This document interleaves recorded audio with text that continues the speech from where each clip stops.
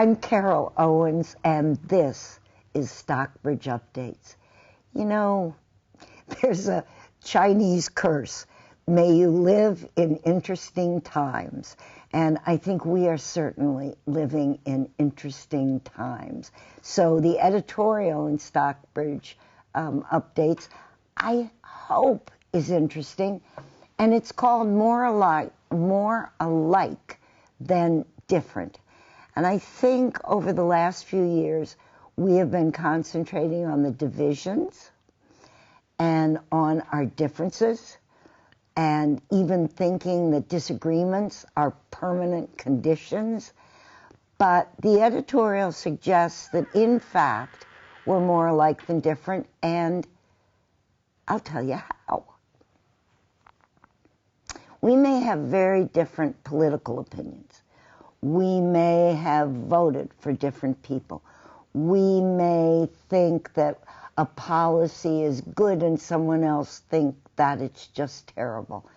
But over the last couple of weeks, the funding for Medicaid has been cut or potentially cut, and the funding for SNAP, which is a food augmenting program, has been potentially cut.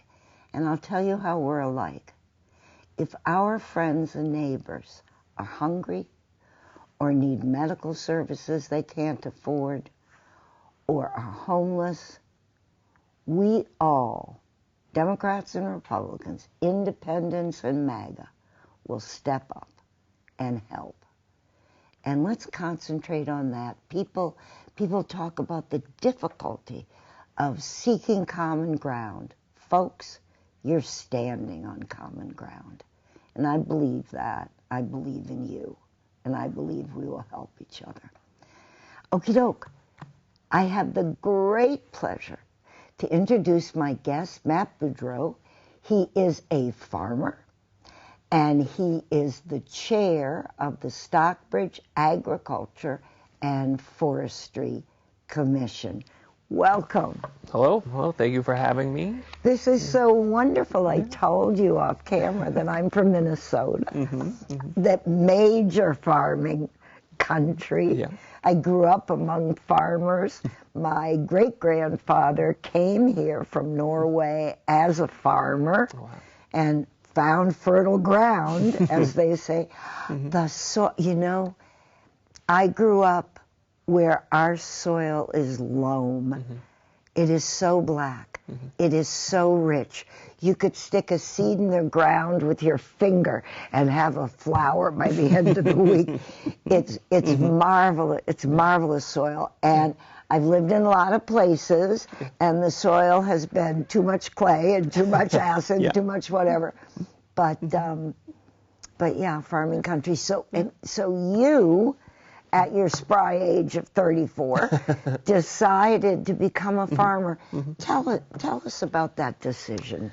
Well, I think that for me, coming out of college, I studied environmental science and anthropology, and a lot of that studying revealed that our soils are being depleted, the environment is changing, climate change is having an effect, and that one of the best things we could do to steward the environment is become a farmer and do it the right way, do it with regenerative agriculture, no-till.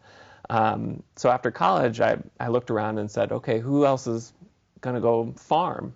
And a lot of people were like, well, I'm going to go work on Wall Street. I'm going to go continue education, go to grad school. So I eventually came to the conclusion that, well, I can go farm. So I moved back home to the Berkshires, where I grew up in Stockbridge, to do that, and started developing a community and seeking common ground with people that were moving back to farm the soil here. As I said, I grew up among farmers, and I know how they did it. Farmers, in my time, lived their life from sunrise to sunset, up at sunrise, in bed at sunset. And tilling the soil, planting.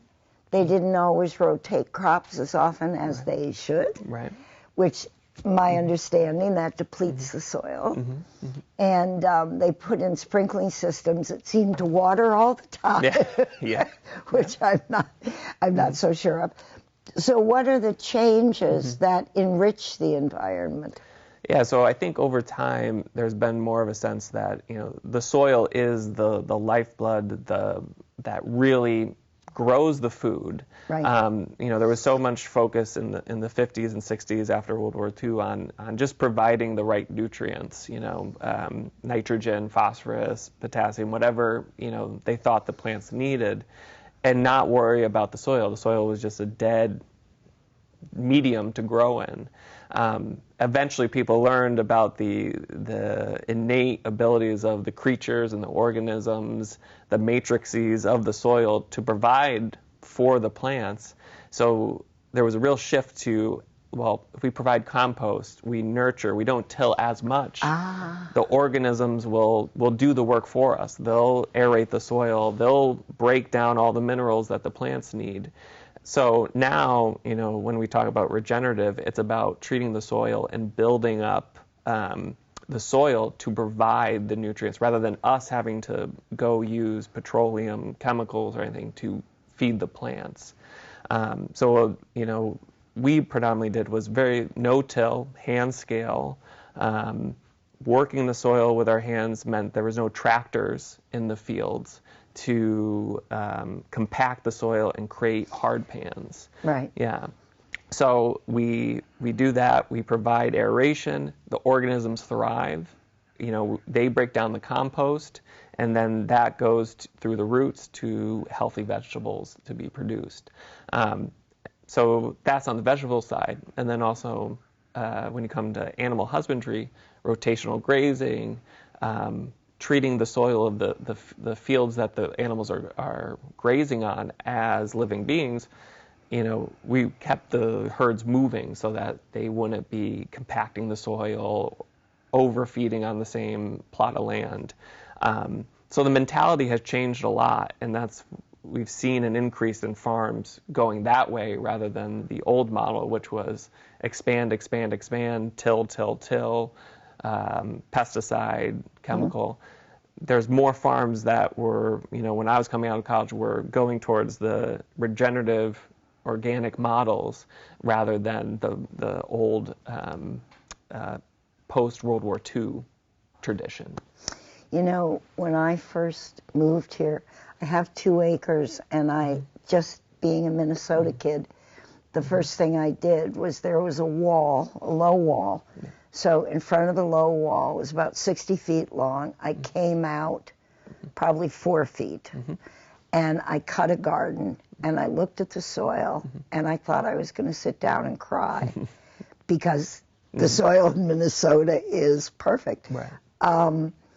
And so I went around to places where there would be animals and asked for the manure. Yeah.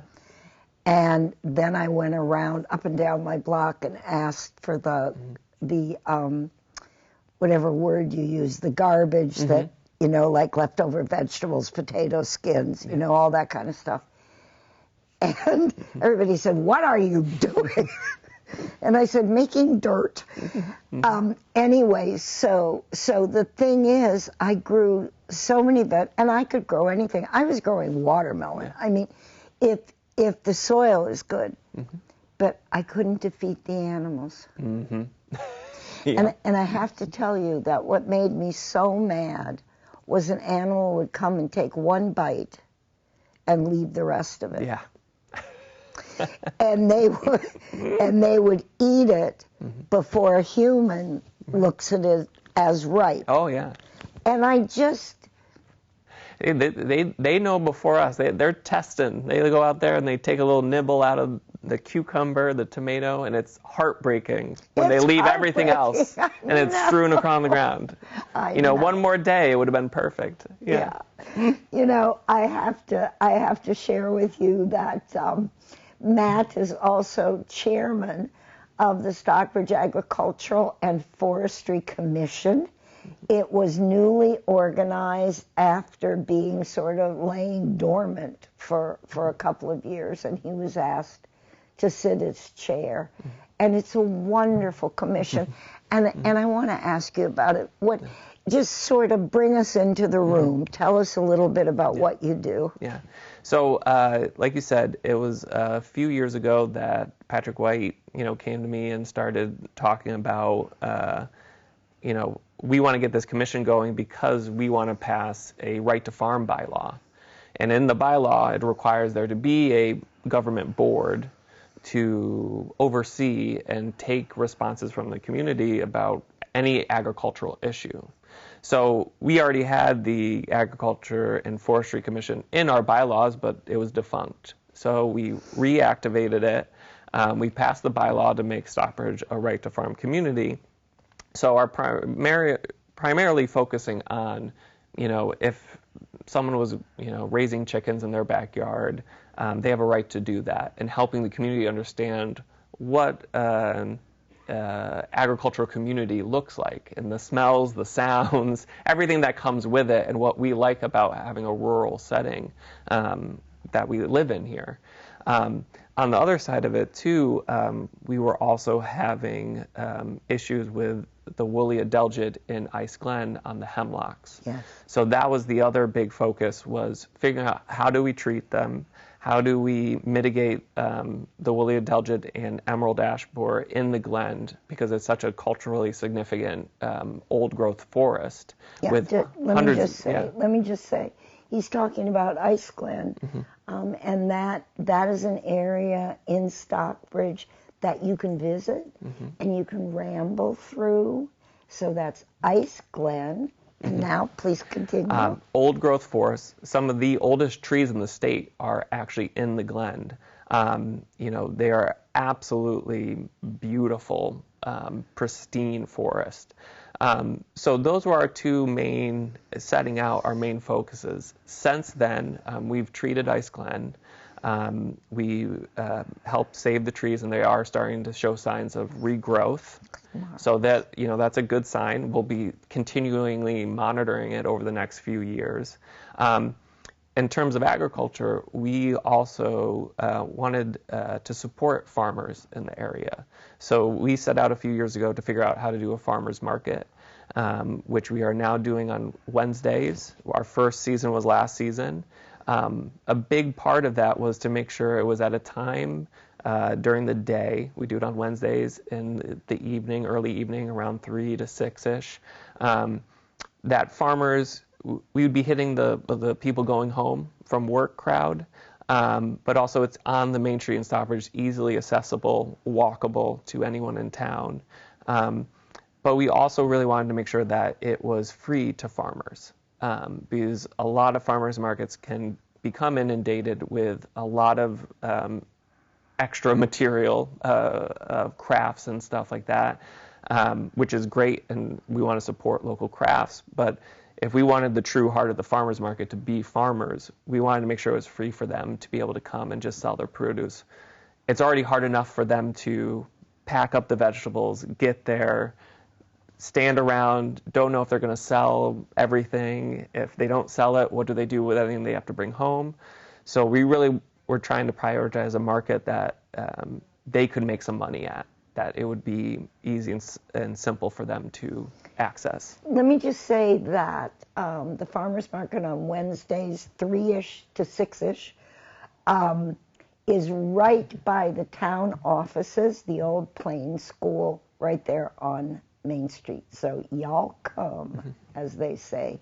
I'm going to switch because I'm very interested in logging and forestry. And I've heard all the arguments on both sides, why you cut or why you leave well enough alone. And does the commission have a position, or what do you think?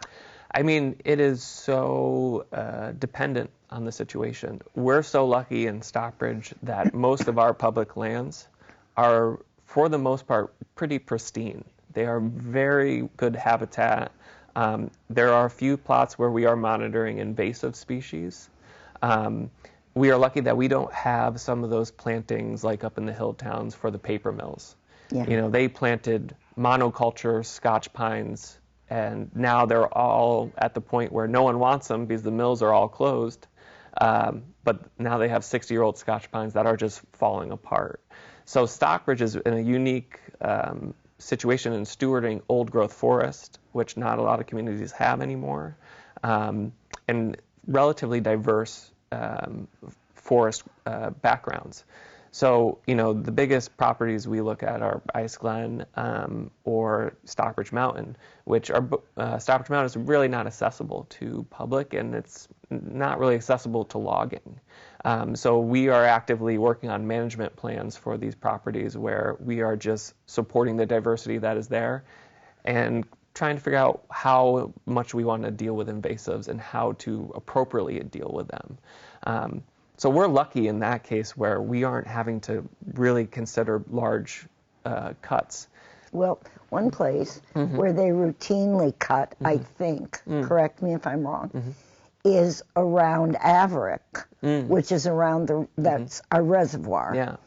And why? What's the relationship between the fact that it's our reservoir and that they routinely cut? Sort that out for me. There's a lot of work going in Averick with really repairing the zone that is around it. So we are actively trying to plant new trees and diversify the species there. For the most part, you know, the biggest problems we have with that is when we're trying to diversify the forest and also trying to leave some dead wood to make sure there's, you know. Let me just say, dead wood is habitat. Yeah. And you might not think about it that way, but it's so, so important. I'll give you the cutest example.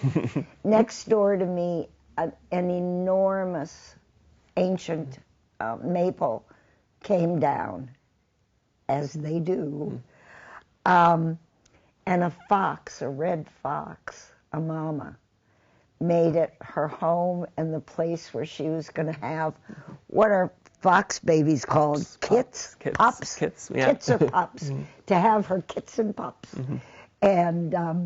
And I watched the whole thing out the window, and that dead tree laying on the ground, that was the home of it all. Yeah. And so that's a good example of trying to create a diverse forest understory, having some deadwood, having some standing deadwood or snags, so that creatures like woodpeckers and owls who like to make homes in there will survive. So, you know, depending on what is identified there, you know, there's a review with a forester to kind of figure out the best management strategy. You know, wood economically, harvesting in Stockbridge is not something that has been traditionally that valuable. The wood is not as valuable as it used to be. But, you know, there are concerns about invasive species like I mentioned earlier, the woolly adelgid or the emerald ash borer that are killing all of these trees. So there is a current succession happening where there's going to be a lot of dead trees in our forest. And one thing the town of Stockbridge is also keeping an eye on, or at least the Ag Commission is forest fires. We saw that in Great Barrington, and we, ironically, the night that it broke out, I had sent an email to Tom Ryan, who works with DCR, to set up a meeting to talk about dry conditions and forest fires. The night that the forest fire broke out in Great Barrington. So I think this is one thing we're monitoring, where we're going to have a lot of dead trees in our forests at the same time as we're going to start seeing drier conditions. Yeah. So we, you know, that is not a for or against anything, but it's something we're concerned about and constantly thinking about on the commission. So your commission does a lot of sort of monitoring and watching out for. Yeah. I think that's great, as well as active programming. And I know Stockbridge was awarded a designation, a tree, what was it? A tree for Ice Glen? No. The town itself we got a designation as a tree-friendly community. Oh, that's something we're going to be talking about in our next meeting. We want to make it official. We want to make it a tree city. Tree city. Tree city. So we have to do a couple things with the tree warden to do that and report back. So that just means doing an Arbor Day celebration, which we've done for the last few years, giving away free trees. This year we're hopefully going to do a kids event that we're looking into.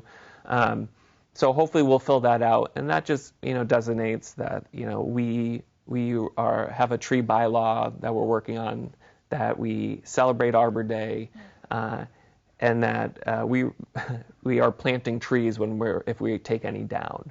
So hopefully this year we'll have something and we'll get an official designation. Okay, all right. Yeah. Now, switching subjects in your sort of monitoring role, you must be aware that there's a plan for the development of, it's over 300 acres, and locals call it the DeSisto School, and Patrick Sheehan, who is the current owner, calls it 37 Interlaken, just to identify where that is for you. It's over on 183. And they have submitted a development plan. And I'm interested in talking about the part of that is a 17-acre garden or farming area. And I'd like the folks to understand what 17 acres can produce. For example, how big is your micro farm? So the farm that I worked at is what we produce on is 2 acres. Wow. It's just 2 acres. We're set on 10 acres, but a lot of that is basically field that we mow or maintain. But where we grow vegetables, it's only 2 acres. Because of the practices that we do with no-till, regenerative, hand-scale methods, that 2 acres really is almost like 10 acres. But you can think of it almost like a lasagna. It's 2 acres or 10 acres stacked up on top of itself. Wow. So on that, last time we ran the numbers for the previous season, it was somewhere over 60,000 pounds of vegetables, just vegetables, on those 2 acres. So 17 acres, if you're doing vegetable production in the same fashion, you could be producing tens of thousands of pounds, if not hundreds of thousands of pounds, if every square inch of that 17 acres is managed in that fashion. Obviously, if you're doing animal production, you could have quite a bit of animals on there, whether it be for goat milk, sheep, wool, cows. You could potentially have a few animals on there. Obviously, it all depends on what the soil tells you and what it says it's good for. Yeah. How many people, based on your experience, would it take to plant and manage and harvest 17 acres? I mean, if it is the same way I've been doing it, we were hiring close to 10 people in the summer to do the 2 acres. Wow. Just the 2 acres. And that's high intensity. That's, everyone working 8, sometimes 12-hour days, depending on the point in the season to get everything in. It's very intense work. A lot of infrastructure was required to do that. But, for the 2 acres we were going, we had upwards of 10, full to part-time people that were working seasonally through the year. Do you multiply that by 17? I mean, it's hard to say. It all depends on the practices because, traditionally, like you were saying in the Midwest, you could do 17 acres with one person and a tractor. Right. Are you going to get 60,000 pounds out of it? No. But you arguably could do that with one person and a tractor. It all depends on your values and how you want to treat the soil.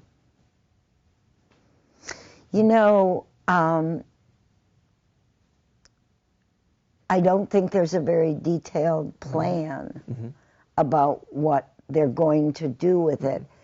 I think in the plan for DeSisto for 37 Interlaken, I think it was more a demarcation. Well, we're setting this aside, but what they're going to do with it. But what I hear you saying is you could have a mini orchard and vegetables and animals. It could be a really diverse farm. Yeah. You could feed Detroit. maybe Detroit. Maybe not Detroit.